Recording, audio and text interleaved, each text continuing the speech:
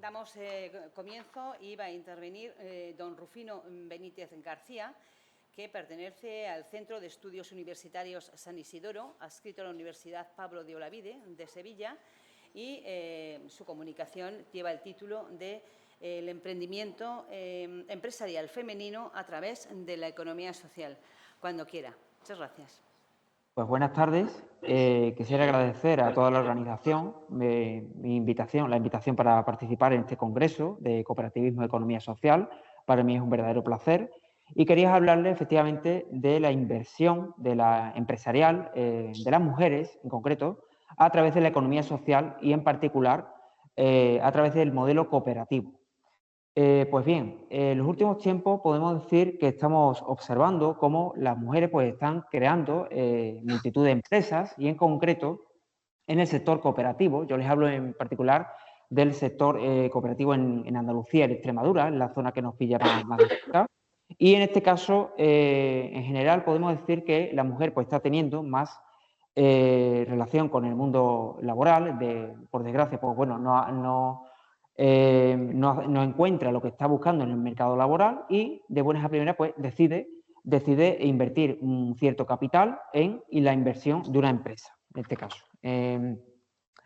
Claro, las dificultades que encuentra también en este ámbito pues son muchas y numerosas, en particular pues las diferencias de género, que sabemos que perviven todavía en la actualidad por falta de referentes, los estereotipos, roles de género asignados tradicionalmente y, por supuesto, uno muy importante que es la falta de financiación a la hora de invertir. En definitiva, son todos obstáculos, desafíos a los que se enfrenta la mujer a la hora de invertir en una empresa. Además, el concepto de empresario que se tiene tradicionalmente en España, pues seguramente en la mente nos vaya, cuando hablamos de empresario, al típico varón, hombre, de mediana edad, ¿no? Porque tiene una tenacidad, una idea y quiere llevarla a cabo, pero seguramente, y por desgracia, pues todavía no tenemos en la mente esa imagen de lo que, por supuesto, que puede ser una mujer que pueda invertir en dicha empresa. Además, por supuesto, muchas mujeres encuentran particulares dificultades en lo que se refiere a aquel sector de las mujeres que se encuentran en riesgo de exclusión social, a saber, pues las mujeres mayores de 45 años, que tienen una situación de desempleo, o que no tienen unas altas cualidades específicamente, no tienen una cualificación profesional muy alta y, claro, para ellas es un reto todavía más difícil. ¿Por qué les atrae a las mujeres en particular este modelo de gestión empresarial cooperativo? Pues seguramente nos hemos planteado que seguramente casan muy bien los valores cooperativos, los principios y valores que establece la Alianza Cooperativa Internacional, de libre adhesión, de igualdad, todos ellos casan muy bien con el ideal que tiene la mujer a la hora de crear una empresa.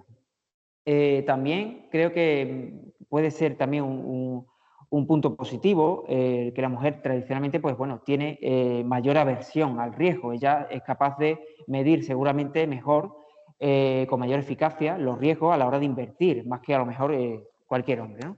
En este sentido, creemos que la cooperativa pues, puede ser el modelo propicio para ese empoderamiento que se viene hablando en los últimos años de la mujer en aras de alcanzar pues, la igualdad de oportunidades y disminuir la segregación vertical.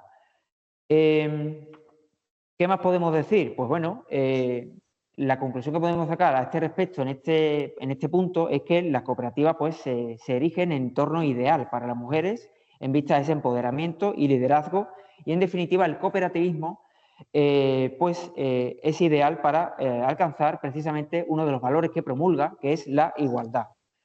Si nos adentramos más en concreto con este modelo cooperativo, ya la propia Ley de Economía Social nos dice que se trata de un modelo flexible, participativo y, por tanto, se adapta perfectamente a las necesidades e intereses de las mujeres.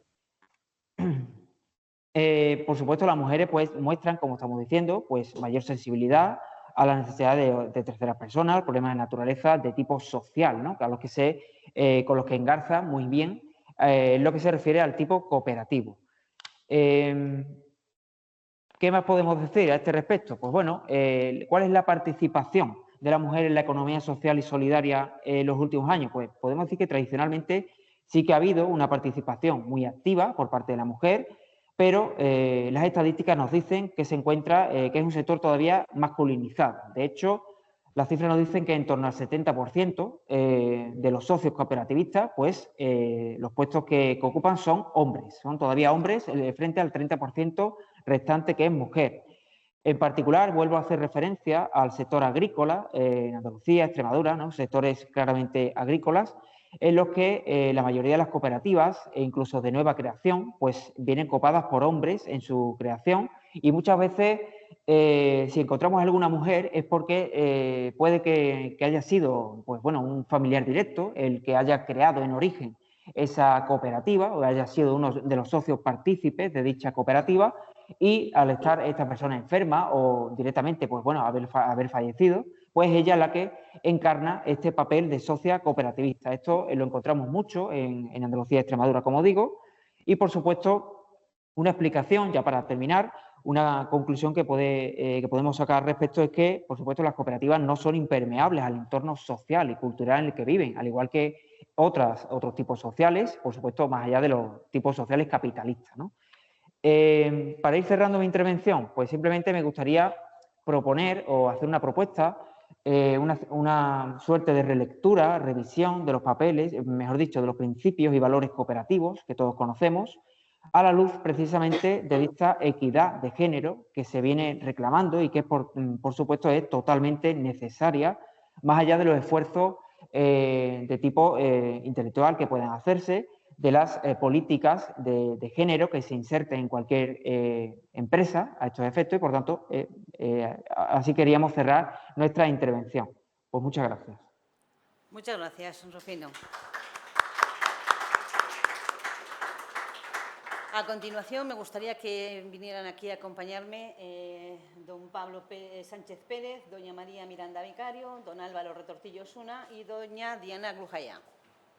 A continuación va a intervenir doña María Miranda Vicario, que ha sido alumna de este grado de comercio en la Universidad de Valladolid y potencial estudiante de doctorado para realizar su tesis en el tema de las empresas de inserción y que va a hacer también una intervención sobre un estudio al respecto. Cuando quieras.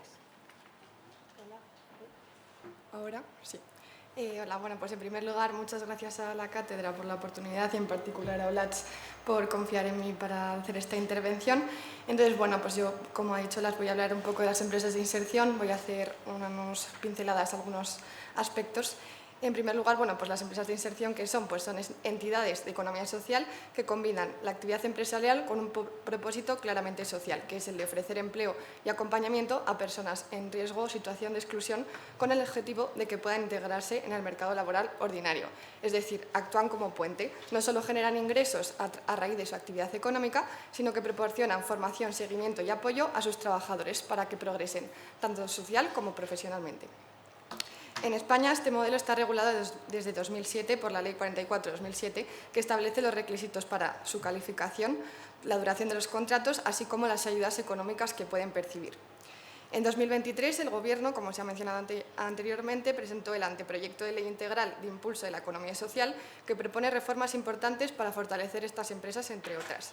Entre las novedades más destacadas, quiero destacar 5, que son la redefinición de la empresa de inserción, con el fin de reforzar su misión social, así como garantizar y fortalecer la efectividad real de los itinerarios de inserción hacia el empleo ordinario, la ampliación de los colectivos protegidos, el incremento de las bonificaciones e incentivos para aquellas empresas que contraten a las personas de los colectivos vulnerables, la introducción de un nuevo contrato de transición, el cual facilitará el paso de los trabajadores desde la empresa de inserción al empleo ordinario en un periodo de tiempo definido y, por último, el reconocimiento de estas entidades como de interés general, lo cual permitirá acceder a más contratos públicos y mejorar su visibilidad institucional. Si miramos un poco a nivel europeo, las empresas de inserción se enmarcan en lo que se conoce como WISES, que son las siglas de Work Integration Social Enterprise. Este modelo está presente en muchos países de la Unión Europea, aunque con enfoques distintos. Por ejemplo, en Francia y en Italia tienen una larga tradición y cuentan con apoyos públicos muy consolidados. En Bélgica funcionan mediante alianzas locales sólidas y en países nórdicos como Suecia o Dinamarca, la integración laboral de personas vulnerables se gestiona directamente a través del Estado, mediante programas sociales o de empleo protegido. En este contexto, España se diferencia porque cuenta con una regulación específica, aunque todavía cuenta con algunos retos, como puede ser garantizar la financiación estable y el reconocimiento social tan fuerte como el de países como Francia. Más allá de su marco legal y la comparativa europea, me gustaría resaltar que las empresas de inserción contribuyen directamente con los objetivos de desarrollo sostenible de la Agenda 2030.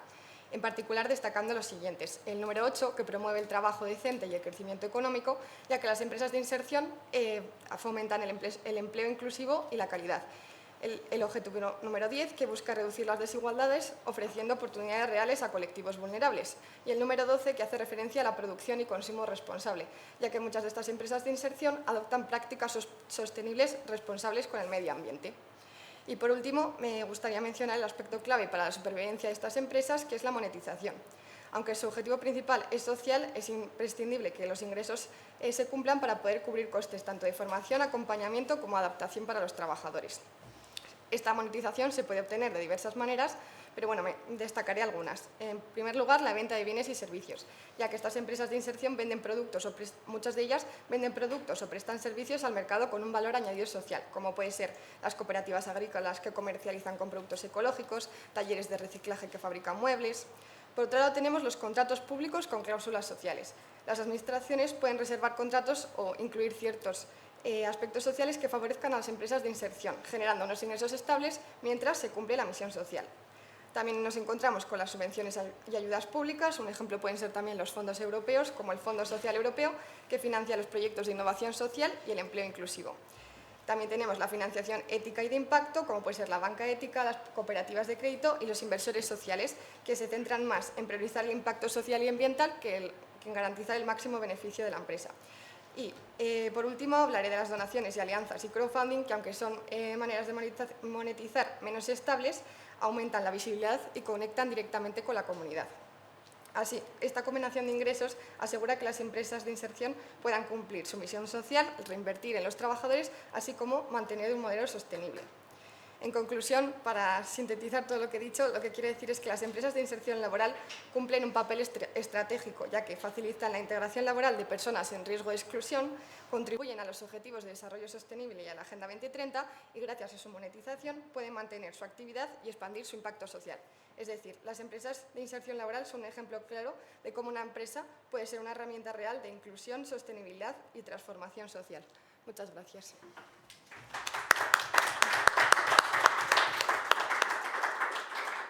Muchas gracias, María. Ahora va a intervenir don Álvaro Retortillo Osuna, de la Fundación Santa María la Real, con el título de las fundaciones de economía social, claves para su identificación y reconocimiento en el marco jurídico español. Cuando quieras. Bueno, pues muchísimas gracias. De verdad que encantado otra vez de estar aquí en la cátedra aportando lo que se puede, como yo digo, ¿vale? Que en este caso pues, es un tema complejo, ¿no? Que ya hemos debatido muchísimas veces. El tema de las fundaciones, se podrían englobar asociaciones también, aunque no es... Yo represento una fundación en este caso y también participo del entorno de las fundaciones, pero bueno, al final, ¿qué es una fundación de economía social? Esa es la gran pregunta, ¿no? Antes surgían preguntas sobre el tema de la independencia respecto a los poderes públicos, surgían muchas cuestiones, ¿no? Lo primero que hay que decir en este caso es en el peso específico que tienen las fundaciones dentro de la economía social, ¿no? Hace poquito presentábamos aquí un estudio precisamente, hace unos meses, sobre la importancia en la generación de empleo, donde creo recordar que estas familias que consideramos de no mercado, fundaciones y asociaciones, representamos el 40,2%, hablo de memoria, ¿no? Pero desde la Asociación Española de Fundaciones, en la cual también participo, pues hay estudios que dicen que con los efectos directos, indirectos e inducidos, las fundaciones generan el 2,4% del PIB en España y el 3,4% del empleo. En Castilla y León estamos hablando de 280 millones de euros con un impacto directo, indirecto e inducido de 6.800. Y además, viendo las estadísticas que ha publicado también la Dirección General de Economía Social, que está aquí la directora, pues comentábamos antes, ¿no? Que las fundaciones son, hablando de empleo, de seguridad social y faltando algunas que tienen ámbito nacional, estamos hablando del 30% de las entidades y del empleo, ¿no?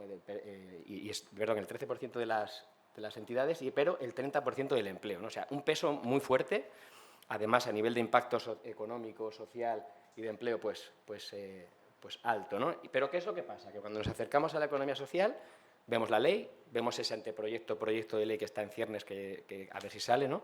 Realmente es difícil establecer qué es una fundación de economía social. Y esa es un poco la tesis de un trabajo que estoy haciendo y que no está ni mucho menos concluido, ¿no? Estoy en una fase digamos, de análisis jurídico, de análisis documental, de análisis comparado, pero falta una parte también de investigación social que vendrá en los siguientes meses, ¿no? Y realmente, ¿qué es lo que motiva esto? Pues que el hecho de que no esté recogido adecuadamente en la Ley de Economía Social y en la normativa en general, en el marco jurídico, me da igual el estatal o autonómico, que es una fundación de economía social, eso hace que realmente pues haya problemas de inseguridad jurídica, de reconocimiento en políticas públicas, de líneas de ayuda, de interlocución institucional, etcétera, ¿no? Entonces, esto es una mera propuesta, acertada o no, y una reflexión sobre qué se puede considerar una fundación de economía social, ¿no? Y para eso nos vamos a la ley y salen los 4 principios más un quinto, que en el caso de las fundaciones y asociaciones es clave, ¿no? Lo que dice la ley es que son economía social aquellas fundaciones y asociaciones que realizan actividad económica. Vale, ¿qué es eso? ¿No? Primera cuestión. Además, habla también de primacía de las personas y del fin social sobre el capital, otro criterio que también genera dudas. Hay 2 que no, la aplicación de los resultados al fin social objeto de la entidad, es decir, las fundaciones es un patrimonio adscrito a un fin que por definición constitucional, artículo 34, es de interés general, no hay duda. La propia ley de fundaciones también lo reconoce con una línea de ámbitos, inclusión social, medio ambiente, cultura, tal, entonces aquí no hay duda, ¿no? Y la promoción de la solidaridad interna con la sociedad, pues lo mismo, ¿no? Estamos hablando de la aplicación de resultados al fin social objeto de la entidad, esto lo marca la ley y el reglamento, también los autonómicos, hay que destinar el 70% de las rentas y el resto a dotación o reservas, ¿no? Entonces, bueno, realmente realiza actividad económica, primacía de las personas y del fin social, en este caso fin social sobre el capital, y la independencia de los poderes públicos que antes se mencionaba, ¿no? Y siendo muy rápido, un poco en el análisis, la primera cuestión, que es la actividad económica, que esto es un melón muy grande que hay que abrir, ¿no? Bueno, realmente, de la propia definición que se hace de economía de mercado versus de no mercado, cuando tú analizas los criterios, en este caso de CIRIEC y de CEPES y demás, que es un poco quien se ha basado esto, pues realmente ves que ahí se excluyen muchas fundaciones, cuando habla de ese 50% de los gastos, se excluyen muchas fundaciones de ahí. Yo conozco varias que realmente no encajan en esa definición de no mercado, ¿no? Porque otra reflexión sería qué es el mercado, pero bueno, eso es otro melón también, ¿no? Realmente, aquí también se distingue entre fundaciones e empresas, lo que es la academia, en este caso son fundaciones que realizan actividad empresarial, y empresarial no significa necesariamente mercantil, que esta es otra cuestión que había que aclarar, y fundaciones con empresa, que son fundaciones que realizan su actividad a través de sociedades, que también es otra posibilidad y que aquí es otra cuestión que habría que ver. Lo que hacen muchísimos análisis es que asimilan a las fundaciones a una figura que no existe en nuestro ordenamiento jurídico, que es la empresa social, y que sí existe en otros, ¿no? Y esto es realmente, cuando hablamos de empresa social, se hace referencia a criterios de gobernanza, de propiedad de capital, se hace referencia sobre todo a reparto de dividendos, ¿no? Y llevándonos exclusivamente el criterio de actividad económica, lo que dicen muchos trabajos es que al menos las fundaciones, para que sea considerada empresa social, las fundaciones, en esa asimilación, tendría que tener un 25% de su actividad de mercado, ¿vale? Y esto es venta de bienes y servicios en un mercado, ¿vale? Al menos. Pero hay otros análisis, como por ejemplo la EFPA, la European Venture Philanthropy Association, que lo que dice es, habla de ingresos transaccionales y no transaccionales. Distingue entre organizaciones caritativas, aquellas que se financian exclusivamente o en más de un 75% de donaciones y subvenciones directas sin contraprestación, y empresas sociales, de nuevo ese concepto, que no está reconocido, generadoras de ingresos, que son aquellas que al menos el 75% de sus ingresos son transaccionales. ¿Qué quiere decir esto? No lo asimilemos exclusivamente a una actividad mercantil de venta de bienes y servicios, sino que también puede ser, como veíamos antes, dividendos que le revierten por parte de unas sociedades, o incluso contratos públicos, incluso subvenciones en concurrencia competitiva, porque hay una competitividad en esto, ¿no? Entonces, ahí, pues bueno, son criterios que podríamos tener en cuenta para lo que es la realización de actividad económica. En la primacía de las personas del fin social sobre el capital, en este caso, sobre todo, donde está la duda es aquellas fundaciones con empresa, es decir, estas fundaciones que lo que hacen es tener sociedades para que generen dividendos que reviertan en la propia fundación, y aquí el criterio es claro, si se reparten dividendos no es economía social. Mientras no exista esa figura de empresa social a la que he mencionado antes, que podría establecer unos topes y unos porcentajes para decir, si se reparten el 50% va a fines sociales y el 50% a los accionistas, podría ser. Bueno, pero eso no está, no existe, ¿no? Que es otra de las recomendaciones. Y en cuanto a la independencia de los poderes públicos, que esto ha surgido antes y que es un melón también grande, ¿no? Sabéis que las administraciones públicas, también en otras familias, pero aquí pueden estar los patronatos, ¿no? ¿Es independiente una fundación, por ejemplo, que tiene administraciones públicas en el patronato? Nosotros hasta hace poquito hemos ido todavía en camino, ¿no? Bueno, realmente cuando tú empiezas a ver otra normativa que cuelga de las fundaciones, porque esto es otro mundo también, si son de tercer sector, si son de cooperación y desarrollo, si son de tal, lo que dice claramente la normativa, por ejemplo, del tercer sector es que no puede haber administraciones públicas, porque, a ver, independencia es un concepto jurídico indeterminado, creo, ¿no? Que tengo un poco oxidado de esto, ¿no? Pero realmente cuando empieza a ver eso, si una administración pública tiene un derecho sobre el órgano de administración y de gobierno de una sociedad, independencia es relativa.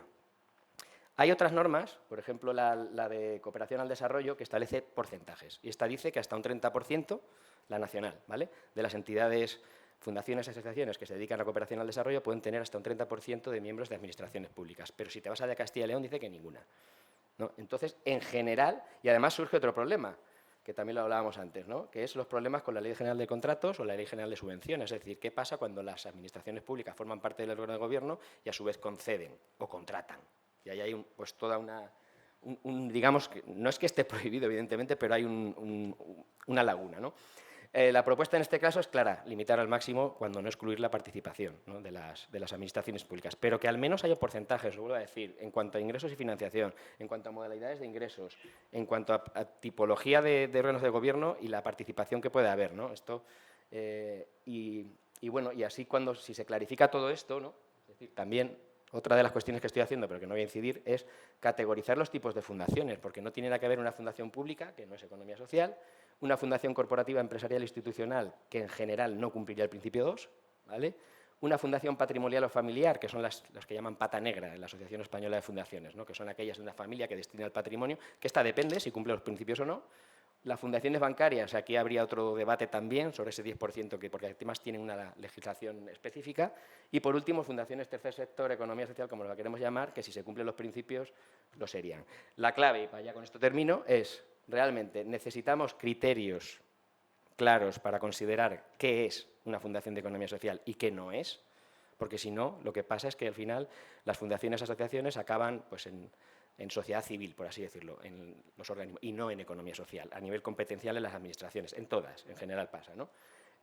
Particularmente dos, actividad económica e independencia. Uno es muy fácil, el 2, es un tema de voluntad también, el otro es más complicado y requiere de mucho análisis y de mucho trabajo, ¿no? 2, está ese catálogo de entidades de economía social que recoge la ley en su artículo 6 y que también recoge el anteproyecto de ley, que está sin desarrollar y que precisamente podría hacer esto, es decir, ayudar a identificar, a categorizar esto. Y además yo creo que se pierde una oportunidad grande con esta reforma legislativa que está en ciernes y que a ver si sale, ¿no?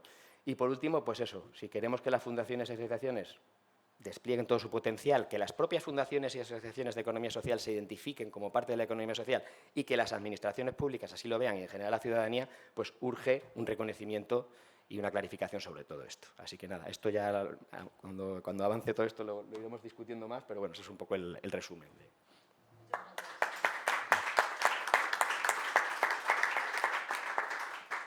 A continuación va a intervenir don Pablo Sánchez Pérez, de la Fundación Intras, con la figura del agente de apoyo entre iguales, economía social y salud mental. Cuando quieras. Buenos días. La verdad es que, en primer lugar, agradecer la posibilidad de participar en este evento. Enhorabuena a la Cátedra de Economía Social por la organización del mismo. Y luego, la verdad es que es un placer estar aquí entre compañeros de la economía social, que la verdad es que siempre estamos muy a gusto y da gusto estar con todos vosotros, ¿no? La verdad es que cuando planteé el tema de una comunicación se me hace bastante raro estar en esta mesa sin representar algunas de las organizaciones de la economía social, ¿no?, que tengo que representar o que represento en muchas ocasiones.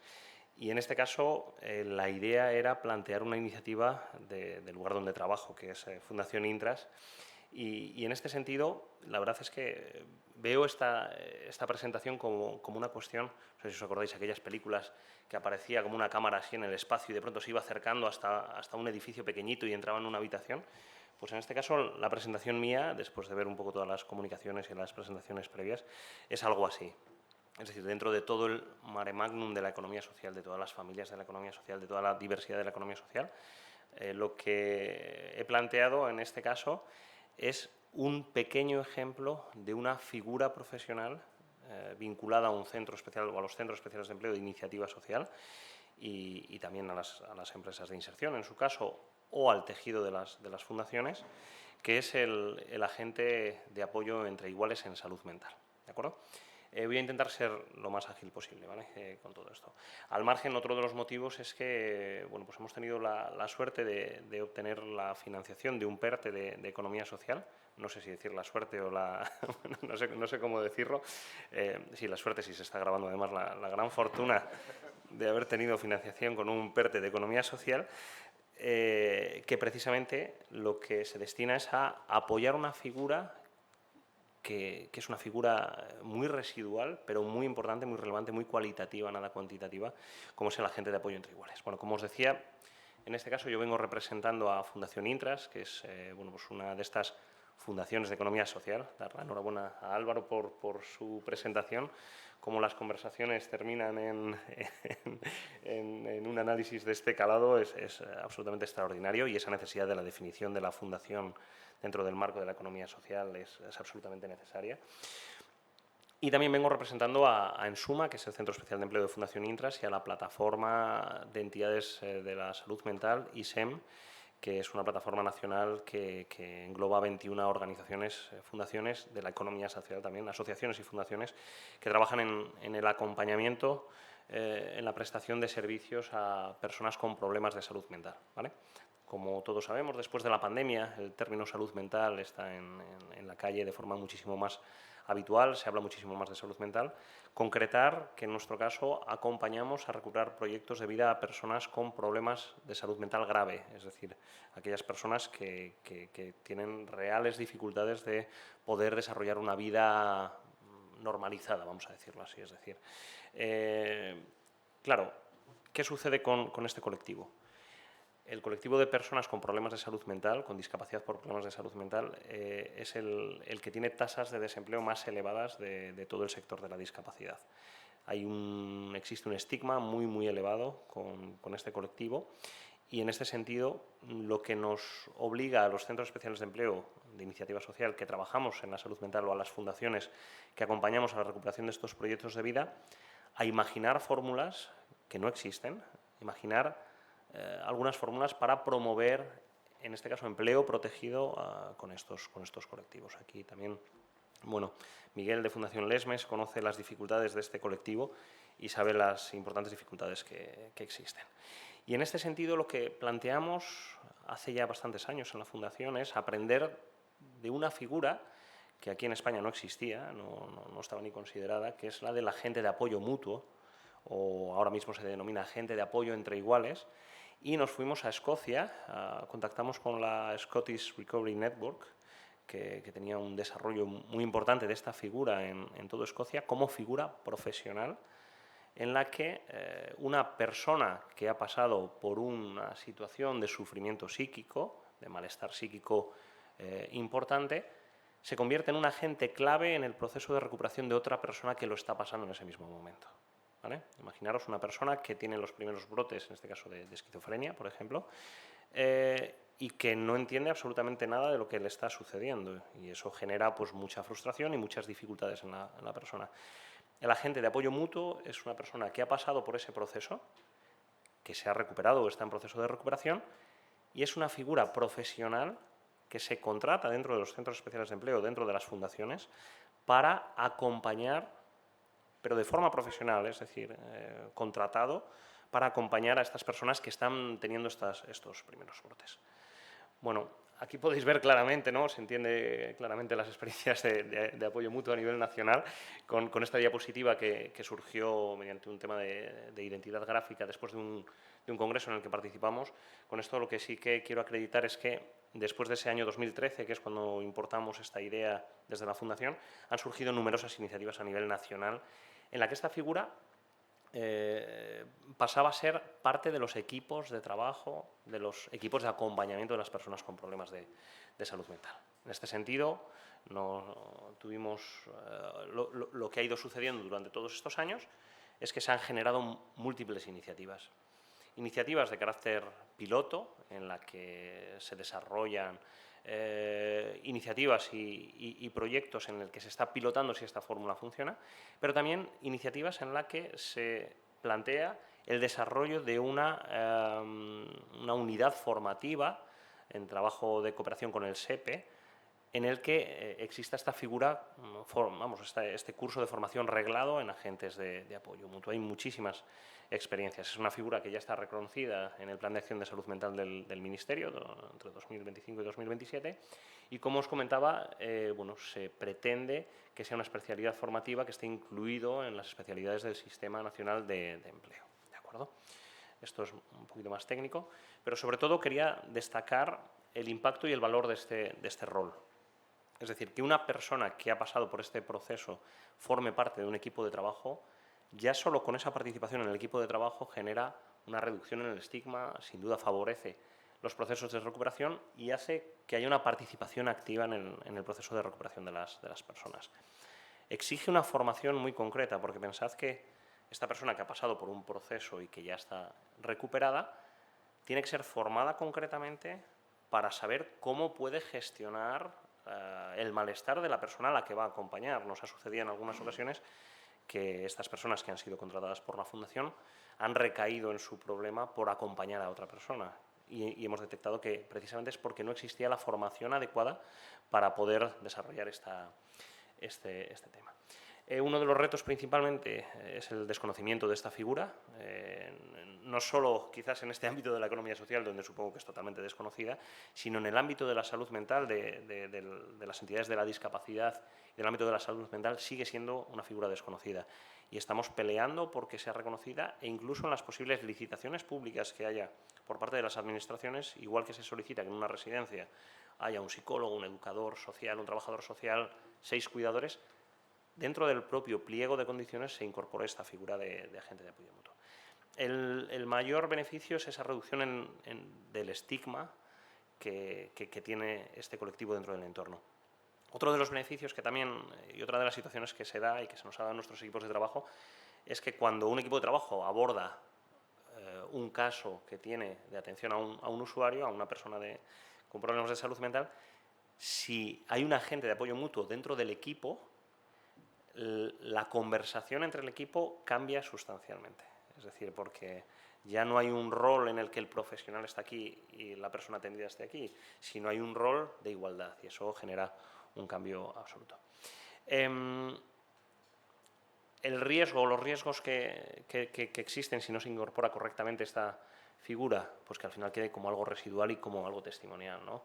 Y sin duda nos está costando muchísimo alinear todos los intereses que hay en diferentes territorios para generar un único programa y proyecto que termine pues fructificando en lo que queremos todos, que se convierta en una figura pues importante dentro de lo que es la atención a personas con problemas de salud mental y genere empleo en lo que es la economía social. Como os decía, hoy hemos atendido a muchas ponencias vinculadas a normativa y yo lo que he querido es hacer un foco muy cercano precisamente a una posibilidad de una figura de empleo novedosa dentro del ámbito de la economía social. Así que nada, muchas gracias.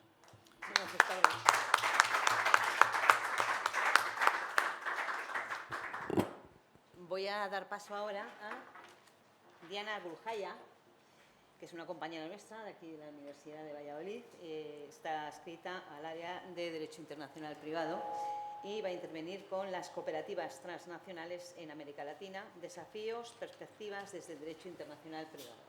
Y también pertenece a la cátedra. Cuando quieras, Diana. Así es, muchas gracias. Antes de nada, quería agradecer esta invitación, porque también, como ha dicho mi compañero Olat, soy parte de la cátedra, pero también tengo el gran placer de participar hoy en este congreso.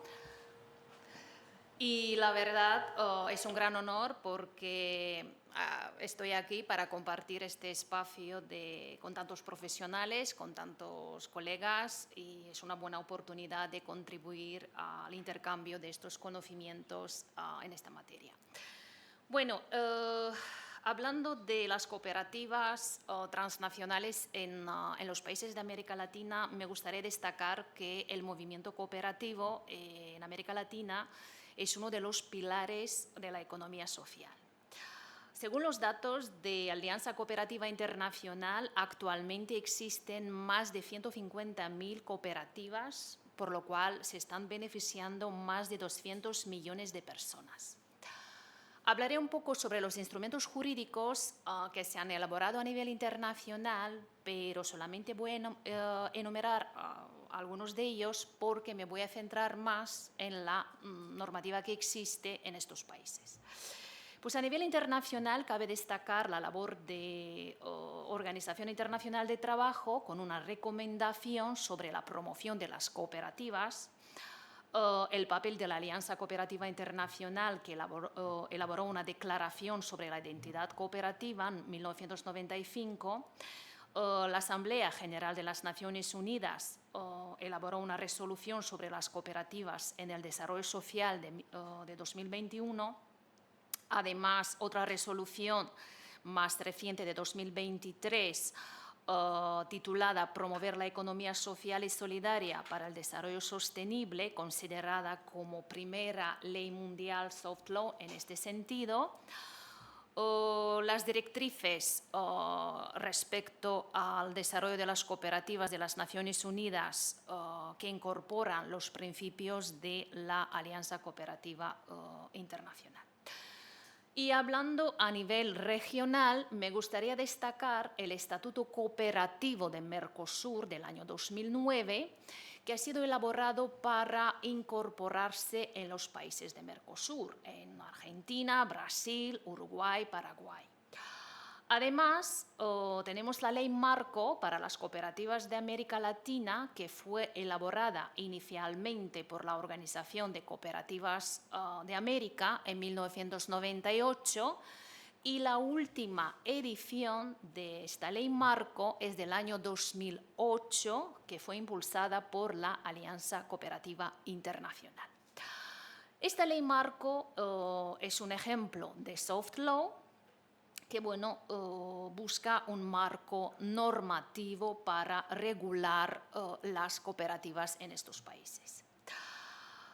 En contexto de hoy en día de una globalización e interdependencia económica, cabe destacar que las cooperativas no solamente operan en el ámbito local, sino también acceden a mercados internacionales. Y aquí entra en juego mi materia, que es Derecho Internacional Privado. En primer lugar, quiero destacar que al analizar la ley cooperativa de varios países de América Latina, existe una diversidad de definiciones. Según la naturaleza jurídica, por ejemplo, persona jurídica privada en Chile, persona jurídica civil en Brasil, sociedad mercantil en México.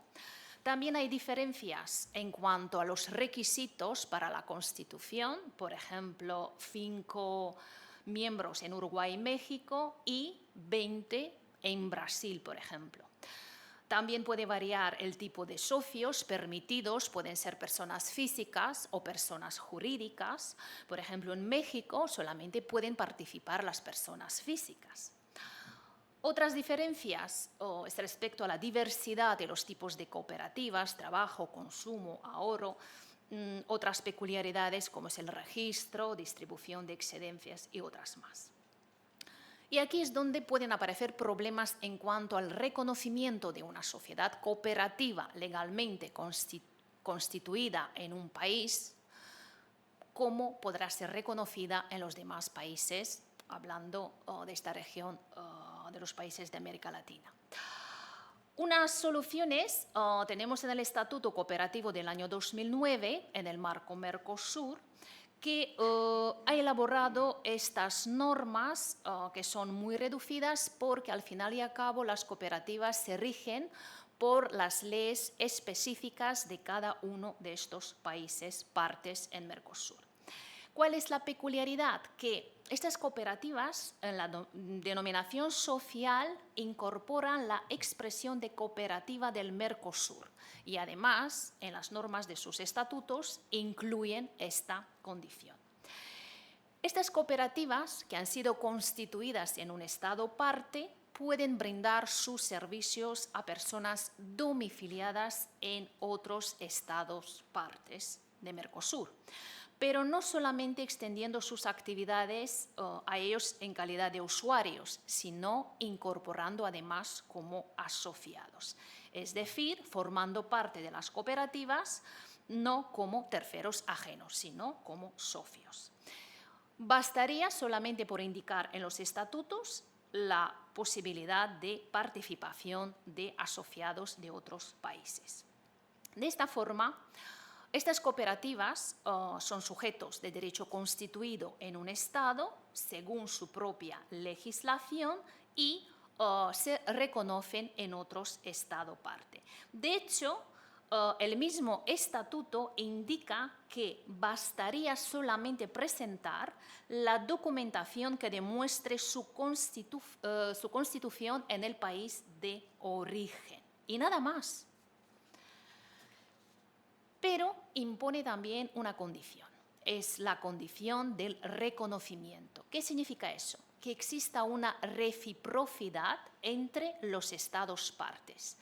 Esta fórmula de reciprocidad es muy corriente en el ámbito del derecho internacional privado porque de esta forma también influye que todos los Estados partes de Mercosur adopten este estatuto en sus propias legislaciones.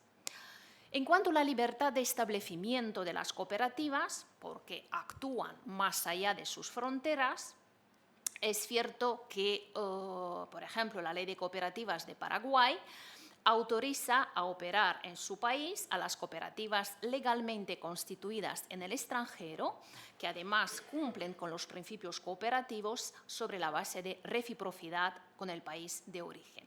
Normas similares también encontramos en la ley argentina y en la ley de Uruguay.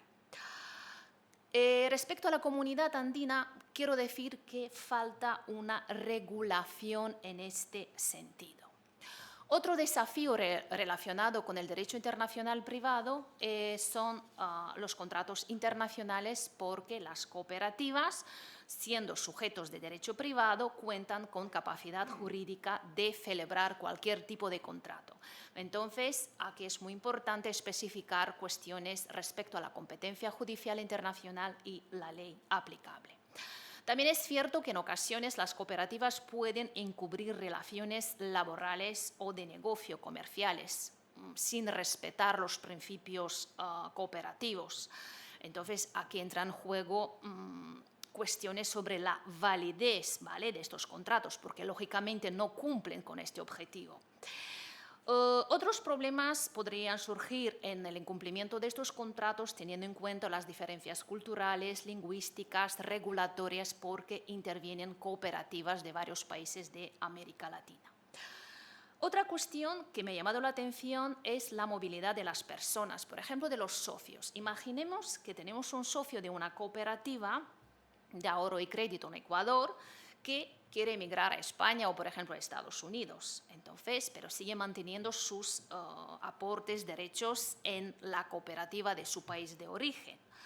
Pues en este caso pueden surgir problemas legales porque pueden surgir litigios como pueda mantener estos derechos haciendo esta movilidad. Por lo cual es muy importante en los estatutos indicar este reconocimiento respecto a la movilidad internacional de los socios o inclusivamente de los trabajadores, hacer estas regulaciones.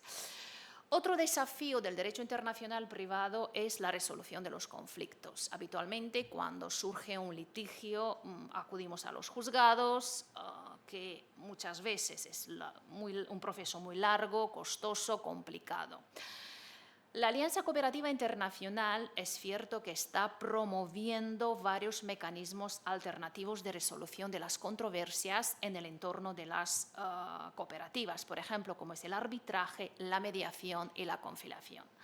Es cierto que América Latina no suele aplicar estos sistemas alternativos de resolución de conflictos para solventar todas estas controversias. El Estatuto de Cooperativas de Mercosur incluye una norma, una regla para determinar quién es competente para solventar conflictos entre las cooperativas y sus asociados.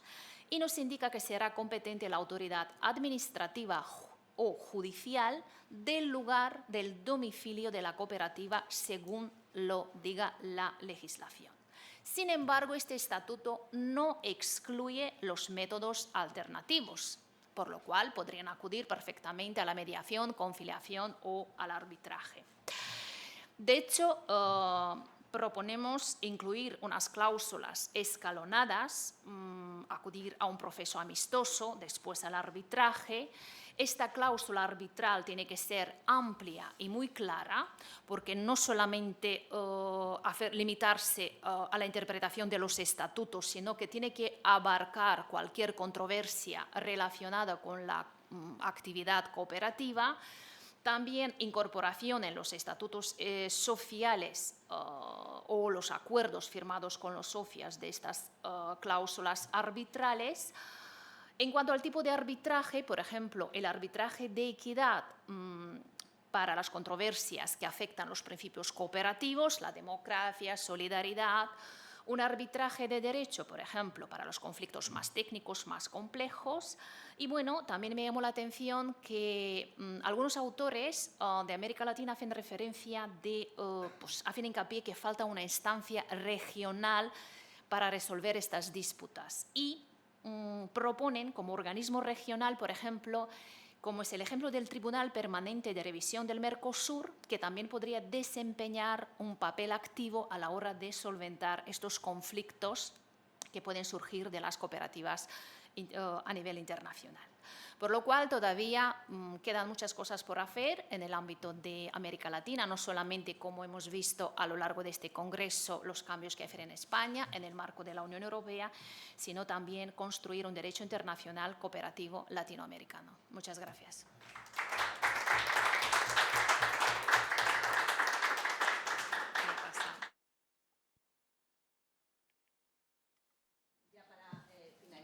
Voy a presentar a don Jorge Martín Fernández, que es estudiante del Máster en Derechos Humanos de la UNED y que va a intervenir con el título de La economía social en África, potencial transformador, marcos emergentes y desafíos estructurales. Cuando quiera.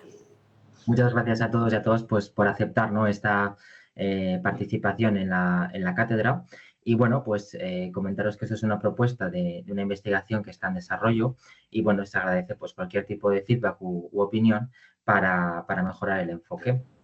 De cara al futuro, pues espero poder desarrollar también mi TFM, ¿no?, relacionado con este tema. Y bueno, como os comentaba, esta comunicación es un tema introductorio y trataremos de averiguar, ¿no?, si las herramientas de economía social pues constituyen realmente una alternativa eficaz y sostenible en el contexto africano, o si su impacto sigue siendo limitado frente a los desafíos estructurales que viven realmente. Buena parte de las iniciativas de economía social solidaria en este continente pues presentan un carácter informal en el que existe un escaso acceso a la financiación y una gran dependencia de la cooperación internacional, así como marcos normativos en los que todavía están en construcción. Además, la fragmentación territorial y la debilidad institucional en algunos estados pues dificultan, ¿no?, la consolidación pues de redes nacionales que tengan o marquen esta importancia acerca de políticas de economía social. Además, evidentemente, pues debido a la competencia de otros mercados globales, pues nos planteamos, ¿no?, interrogantes sobre la viabilidad que existen en estos proyectos, ¿no?, a largo plazo. Como hipótesis de partida, pues centrarnos, ¿no?, en buscar el planteamiento de si los países, sobre todo de África del Sur al sur del Sáhara, en particular, ¿no?, África Occidental, pues están adaptando esta creación de empleo de calidad y un funcionamiento de la estructura de la economía social a normas internacionales, ¿no?, como por ejemplo la recomendación 205 de la OIT o las resoluciones de la Unión Africana. Además, evidentemente, pues de las aspiraciones, ¿no?, que establece la Agenda 2063 de África Blue World. En cuanto a metodología, pues evidentemente tendremos en cuenta una revisión de la bibliografía principal, que aún está en proceso, la revisión de la normativa internacional que pueda afectar, evidentemente que nos genera un marco importante como es la OIT, la Unión Africana o el ECOWAS, y la legislación de algunos países africanos elegidos como casos de estudio. En este caso nos centraríamos en Senegal, en Mali, en Ghana y en Costa de Marfil. Y bueno, como última fase, aplicar una metodología cualitativa, en este caso pues con la elaboración de entrevistas a diferentes cooperativas que ya están en marcha. Como hemos comentado, pues bueno, hemos hecho una primera revisión normativa de afectada, la recomendación 205 que acabo de comentar de la OIT, que se adoptó en junio de 2017, con la intención, ¿no?, de garantizar un empleo y trabajo decente en situaciones de crisis, en concreto en esta zona, en África Occidental, pues marcado mucho por los conflictos armados, desastres naturales y desplazamientos forzados, ¿no? Y reconocer que generar un empleo productivo y la protección social pues son herramientas centrales, ¿no?, para la paz y la reconstrucción. Respecto a la Unión Africana, hemos estado revisando, no hay nada aprobado respecto a resoluciones relativas a la implementación, ¿no?, de políticas relacionadas con la economía social solidaria, lo que implica que, bueno, que esta institución continental pues delega un poco el marco legal a países miembros o a organizaciones regionales como el ECOWAS, ¿vale? Lo que sí que hemos encontrado un poco las estrategias o acuerdos como la Agenda 2063, en el sexto punto sí que hemos encontrado que pueden narrar acerca de cuestiones que sí que pueden salvaguardar un poquito los mecanismos de la SS, como fomentar la participación ciudadana en el desarrollo, ya que las cooperativas, mutualidades, ¿no?, y asociaciones pues son mecanismos al final que generan una participación democrática desde el punto de vista económico y social. Además, también menciona el empoderamiento de la mujer en todos los ámbitos, como son derechos sociales, políticos y económicos, evidentemente pues incluyendo el derecho a poseer, ¿no?, y heredar propiedades, a firmar contratos, registrar y gestionar negocios.